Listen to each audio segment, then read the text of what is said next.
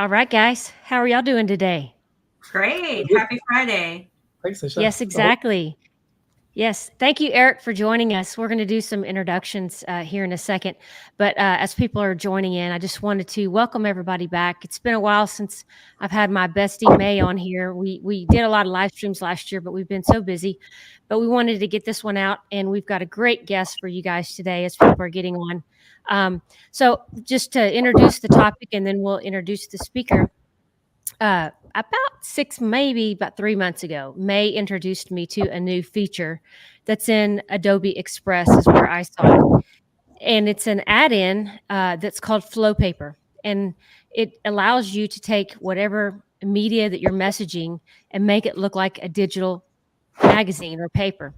And so we wanted to have the company on, and that's what we've done. May has invited Eric to come on and talk about that today. So, Eric, please introduce yourself and tell us a little bit about your background. Yeah, so, short introduction, actually quite an interesting one. So I started in 2008. It was called FlexPaper back then.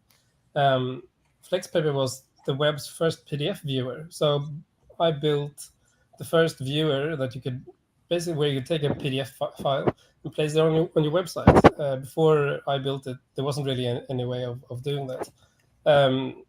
And because I was the first, I got heaps of traction of traffic and attention.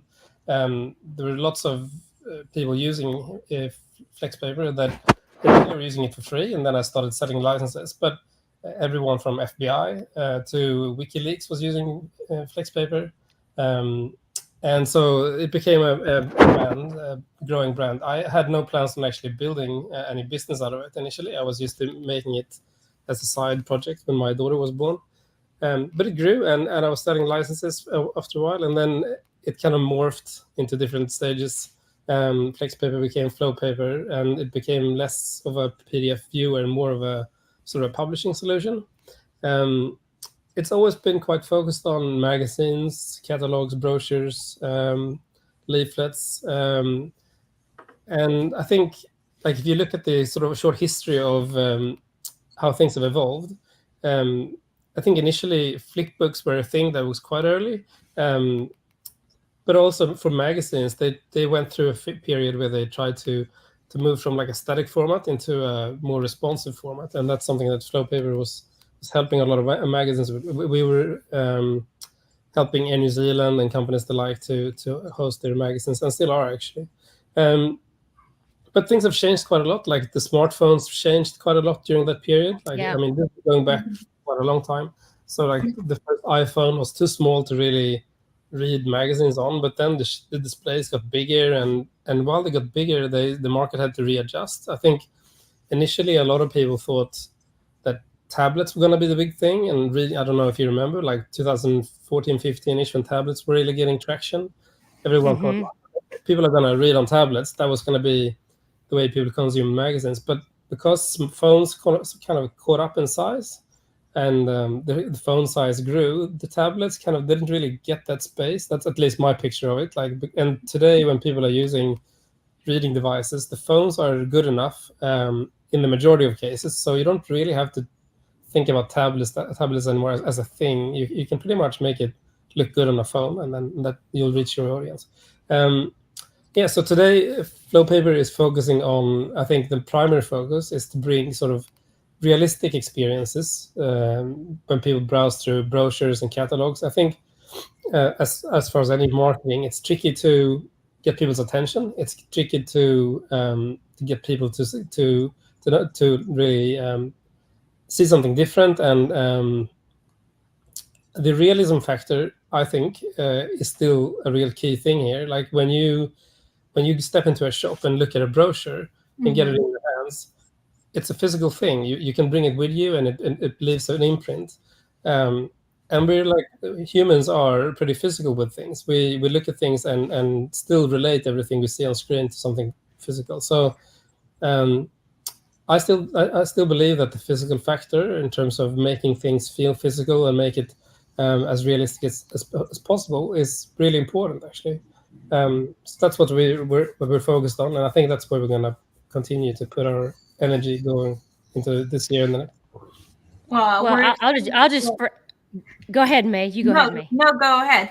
I was just going to say I'm really excited that I stumbled upon FlowPaper purely by accident.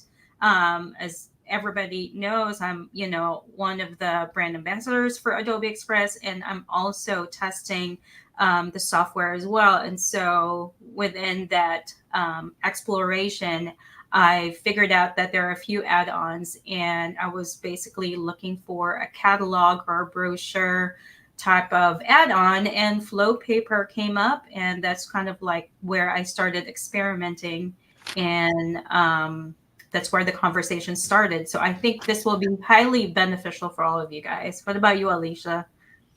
Yeah, for me, I have seen this kind of look and feel from major magazines, as you said, Eric, and thought, oh, there's no way, that this would be available for, like a small business like myself. And so for you guys to bring something like this to smaller businesses, hobbyists, et cetera, is for us to communicate to our targeted audience in more of a professional way. I mean, I took this, what I did with my basic layout in Adobe Illustrator, and was able to make it really come to life.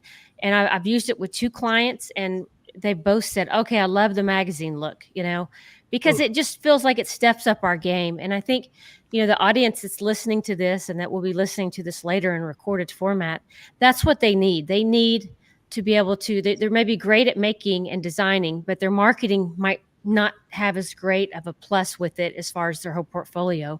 And so to be able to have a tool like this that's readily available to us to go and kind of pimp out our products I thank you for it. I appreciate all your design team and pulling this together. I think in terms of the web also, when you look at most websites today are actually pretty similar. Like they're all following the same scheme today. And from a marketing point of view, you have to do something that stands out to really make people. That's one part of it. And I think an experience like this does make it stand out from just being a normal website. But also the way you navigate. So this has to go, and I have to comment on why it actually becomes so useful eventually. So with a normal website, you normally have a first page and you have a menu somewhere, and then it's pretty much up to the user where they want to navigate. And that's fine. Like that, it's fine if people want to jump around. You kind of have this almost like a spider web navigation system in most websites. With publications like this, you only move forward mostly. So, and that's actually a good thing, because you can sell things to people, and you can present things to people in the way you want to, in a sort of a forward motion. And we've seen that it retains readership much higher. People tend to lose focus pretty quickly with like complex navigation systems. So I'm actually a firm believer in that, like keeping people's attention and moving them step by step, is really important. I agree with that. And, I've been playing around a little bit. I retired from the professional world, but towards the end of it, I used Microsoft Sway a lot, because it just brought PowerPoints to life, right? It was just much better than PowerPoints. And this, to me, is a step above that, right? It gives you a lot more intuitive things that you can do over Sway. But I like it. You could use this as a presentation in business. I mean, you could use it like in the corporate world, right? It's not just to, branding and products. I mean, I could see how this application could be in many different formats. So on top of this, in terms of statistics and how you can use it, I'm going to go in and I'm going to show you how you add a few things. And especially, I'll focus on catalogs today, I think. But when it comes to then analyzing how people read it, we then overlay everything with heat maps. So every time someone clicks and zooms into an area, that will show up on a map where you can see that people are particularly interested in one part of a catalog. So this ties back to when you send out a catalog to someone, or when someone uses an existing brochure, you can get a real test for which part of your brochure actually works. So it's for many customers, it's a kind of a tango effect. They give out a brochure or have a brochure in the shop or whatever, and then they give out this at the same time. And they run them in conjunction so they can see where people are spending their time and their attention. It works really well. So I think we are probably the only company that will run heat maps in the way we do for our publications. That's a Is nice the feature. map available on when you export? So I am designing using Adobe Express just because I like the overall look and feel. All my elements are in there, assets, photos, name it. I have it in there. It's more cumbersome for me to go and jump and do the layout elsewhere. So then when I export my portfolio or brochure or my artwork through FlowPaper, can I then access heat map and enable that? All of that's available. Once you publish your brochure or catalog, the heat maps will be available through FlowPaper, so you can start Okay. collecting data for your visitors the minute they start accessing your publication. That's cool. I like that. I need I'm sure to. you would have seen heat maps in some other products. I think, Yeah. like, like Hotjar, for example, I think is one Yeah. of them, and a few similar. Wow, that's great. I think that's going to be super useful for a variety of makers in our community, especially those that have substantial product offering. You'll be able to know which ones are hot and which ones are getting more traction from your select clientele. And hopefully Uh, reuse some of that information across when you modify your existing print brochure. If you have one in print that you want to run in parallel, uh-huh. then you can sort of use that information to adjust it stage by stage. So whatever you export, can you then create a print collateral item that you can take to trade shows and things like that? You could do, yeah. The PDF is available to be taken to other places if you wanted to print that too. So the PDF or the collateral that comes out of Adobe Express will Yes. be both FlowPaper and the print file that you can use.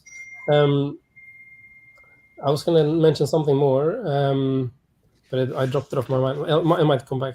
Yeah. Yeah, but yeah, go ahead. We got to give you a break because it's early there. It's 7:00 over in.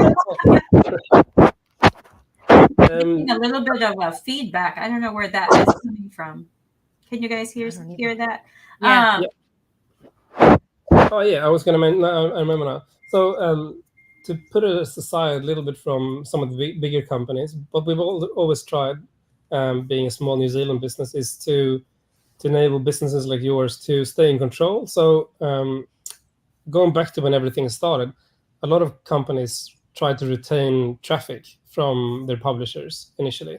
So they basically locked you in, and they wouldn't let you leave or keep your traffic to yourself unless you, I don't know. There wasn't really any way. Their whole business model was kind of geared towards keeping the traffic. So we have done the opposite all the time. We've always favored people's ability to bring their collateral or their content and upload it to their own website if they don't want to host it with us, for example, if they want to host it with their own provider. I think this is something that's always been a key feature for us, like giving people that freedom to stay in control of their own content. And I think we will continue doing that. Aside from heat maps, what are the other benefits why we should start using this type of format, a digital platform, and sharing some of our product offerings? So I think, like I said, it stands out compared to having it like a normal website. I think the experience is key. The tracking feature, even if it goes through the whole, so it will be heat maps and everything else is also tracked. So you have links and page views and everything else that you can see will be tracked in FlowPaper. So I think that user experience, being able to track everything that happens inside, plus the heat map in particular, is what I would say is the main selling point. But I mean, like we spend an awful lot of time to make the experience good and to make it feel like you're actually browsing through a catalog. So do you want me to show you just how we normally go about? We'd like to see a sample. See if I can get this present working.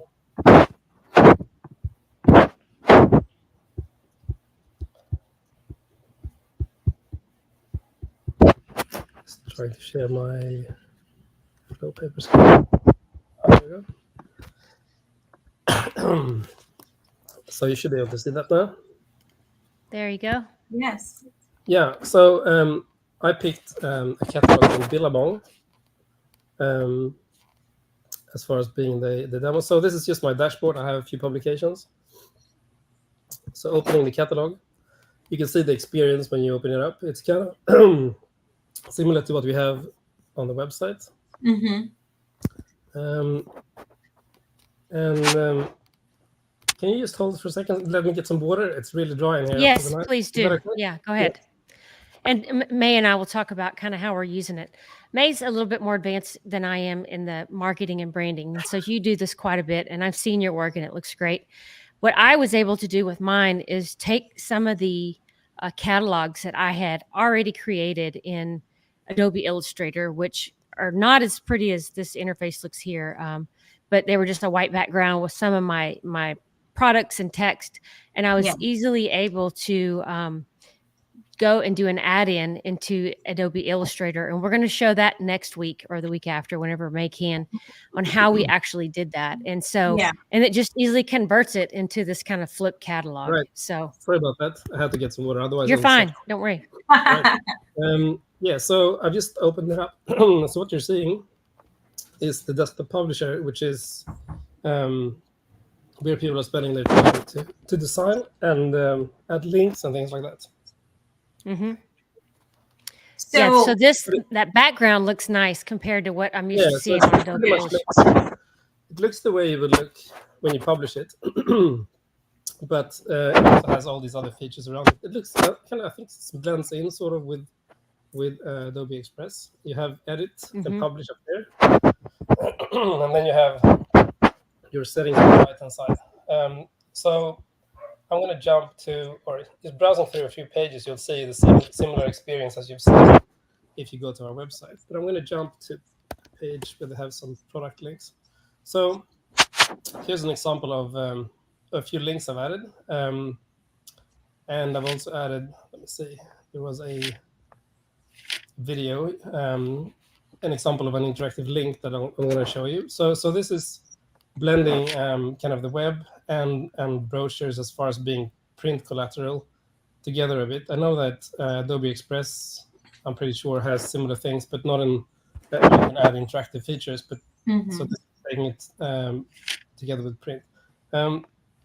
Editing and modifying is fairly straightforward. You basically double click on a page, and you have links and hotspots and images that you can add just by drawing it on top of a page. So adding one of these links that I have is more or less just clicking on a button, typing a link. This could typically be to a shopping cart if you're creating a catalog, or to an external website if it's for a magazine.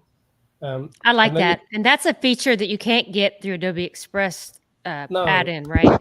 Yeah. No. And then you drop it somewhere. And that link becomes trackable and it becomes visible once you switch over to design mode. So if I go back to design now, you can see my link being available up there. So there are a few ways you can add these links. You can have them like these hotspot areas. You can draw them as squares on top of images. So you have it's really up to you how you want to spin it creatively, how your brand and product offerings, it really depends on the layout you're going for, right? Obviously less is more when it comes to collateral items, so be mindful about your images. Just make sure you have natural lighting. You don't want to upload anything that's just not going to represent your brand or your products that you're trying to sell. Just nice images, big, bold font, easy to read, captions, nothing too wordy. I mean, that's just my rule of thumb when I'm creating something, just because a lot of people don't have the attention span in reading huge content and paragraph forms. And so short form content is always so great. And nice engaging content is also important. Eric, I do have a question for you. Now that you've dove into this, when I'm designing in Adobe Express, since I have a premium account, I noticed that I can only create up to 7 pages. Is that right? You mean, well, if you've got an, are you saying that you only have a free account in FlowPaper, or is it in Adobe Express? No, it's just through Adobe Express, not creating an account through FlowPaper, because I know there's an add-on option within Adobe Express to activate FlowPaper, Yeah. but No, it only gives me. We take all pages once you export them, at least as far as now, and yeah, they're all available once you've import. If there are more than 7 pages in Adobe Express, then we take all of it, and you can have as many as you want to, really. Oh, okay, awesome. And then you mentioned if you don't have Adobe Express, you can still access FlowPaper as a standalone app, right? And yeah, what so that's what is actually the what cost? I'm doing here. So I've already obviously imported a publication that's been designed in this case probably in InDesign or something like that. But from Adobe Express, you can export a PDF, or you can export it straight to FlowPaper. And if you have a PDF file, Yeah, then it's as easy as importing it as a file into FlowPaper, and that's the normal file format that we go by, right? That's how we started, and that's actually how most people use us still today. I can see. All right, very good. I have the pricing model up here. So as you were talking about, there's a free option, and then there's the next step up is 75 one-time fee, and then it looks like, I'm guessing this is probably your middle of the run where most people choose is the 85 every 6 months. Yeah, so you can look at it this way. If you're only after a way of publishing that, and you want to keep everything yourself on your own host, you don't really have any. You might not even have a website today, but if you do and you want to keep everything to yourself, you don't really, and you're not interested in analytics and that sort of stuff. You just want to publish something, then the first plan is fine. But if you want to use any of the analytics features and heat maps and that sort of stuff, then you have to step into the creative plan. And I mean, yeah, it basically covers the rest of it. And most of our customers are using creative just because of the analytics features and because it gives access to more templates and stuff. So if you are doing the free trial, that only gives you one publication. It means you can only create, let's say, one brochure or one catalog, and that's it, right? No, you can actually create as many as you want to. Yeah. There are limitations. So we do host people's free publications for 14 days, and then they get cleared off. So that's the way. Like, we don't have any unlimited freemium plan that lasts forever, but you can host them with us for 14 days, or you can, if you host them yourself, then they are limited to 10 pages. But yeah, there's no limitation on how many publications you can import or how long you can keep using it in terms of trying. Well, that's brilliant. Yes, that's awesome. Well, listen, I'll start wrapping us up here. I want to say thank you for putting this together. This is going to be something that I know for my shop I'll be using. And we also want to thank you for coming on today. Mae, did you have any final questions before we close with Erik? For some of the people that are not in tune with, starting from scratch, just to kind of like help them along the way in creating something like this, do you offer some sort of downloadable templates that they can start with? Any resources that we can go on your website, kind of like check things out? Yeah, we got heaps of videos that you can have a look at on our docs section. I recommend having a look at our YouTube videos. They're quite a good starting point. I saw that someone had asked about the table of contents, asking if they're hyperlinked to the pages or chapters. So I'm just going to answer that so they don't feel like I ignore them. So table of contents inside of a FlowPaper publication, you can see that I've expanded it here. You normally pick a page that you want to point to. So if I have one particular page somewhere, and that points to that page in the catalog. So you'll see when this opens up again, you'll see that I've got a table of contents now that points to a particular page. So it's not chapters. It's up to you, actually, how you want to direct your people through your table of contents. How you want to organize your content. For me, I see this as different collections if I'm trying to share it to a wholesaler. I think that's how I'm going to use it. Right. Let's see. I think we've covered pretty much a lot of these things that, are new to us. And so I'm sure this will be an exciting tool to use. So if you have Adobe Express, this is a free feature that you can add on. It's a plugin within Adobe Express. Now, if you just want to go ahead and access FlowPaper on its own, they do have a website, and we'll have that link available to you guys. And I'm happy to say that for people that are starting to use it, we're running a discount for you this month and next month. So if you're purchasing a license from us, you send us a message with Laser Lounge in the message. Oh, and yes. We'll discount you 40% back to you on your purchase. My message is coming right after we're done. Thank you so much, Erik. And I'm not sure if anybody, wants to throw in a few questions before we let Erik go, so he can go have his morning coffee. Yeah, sorry about my throat. No, it's okay. We've had Tom. Tom has been a pretty active one here. This is a great resource, and I'm sure he'll load this up. But again, if anyone has any quick questions, we can ask Erik before he rolls. I'm excited to use it. I'm going to actually sign up for the. I think I'm going to sign up for the $75 one, the design, and see. Well, I don't know. No, maybe with that coupon, I'm going to upgrade. Give it a try. It's worth giving it a try, and then you can always upgrade later on if there's something that you're missing. Yeah. While I have a few people waiting there, I might be able to open up a heat map just to see how. Yeah. I want to see that heat map. Yeah. Yeah.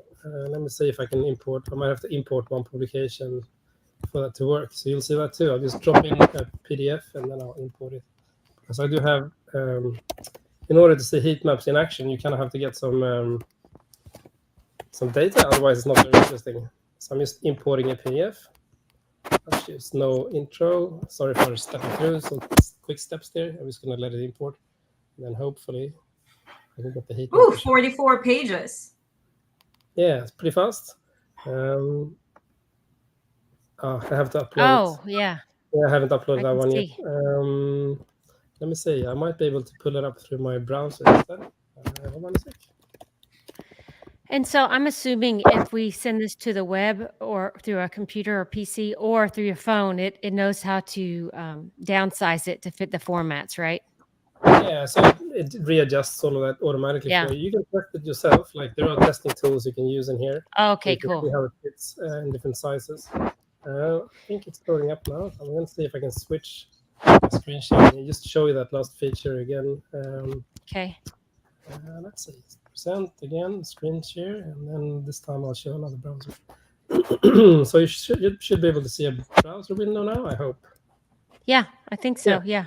So this is the same PDF as I just imported, and now you can see the colors coming through. So this is front page. You can see some color variation. So this is effectively measuring when people are interacting with a particular part of a page. So when you're zooming in, just like I mentioned before, when you're navigating inside of the publication, it will pop up as these high or low activity areas.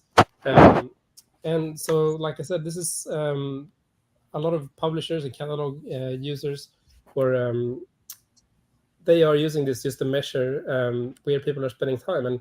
And because when you're zooming in, you're only seeing in a particular area or part of a page. That's a perfect way of measuring what part of a page that's interesting for people. So you can see that, so that now you get sort of an idea of what you will be seeing in your catalog when people are. Well, and getting those analytics alone makes it worth getting the application versus just the freebie, Yeah, I think so.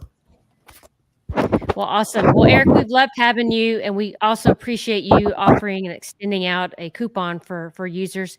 Can you go ahead and repeat what that coupon is and the code so we'll get it published? Effectively, make your purchase and send us an email straight after, because otherwise we don't have any coupon field at the moment with the checkout. Sure. So just flick us an email when you're done and just send Laser Lounge in the email, and we'll refund the 40% purchase back to your account. So you'll get a refund of 40%.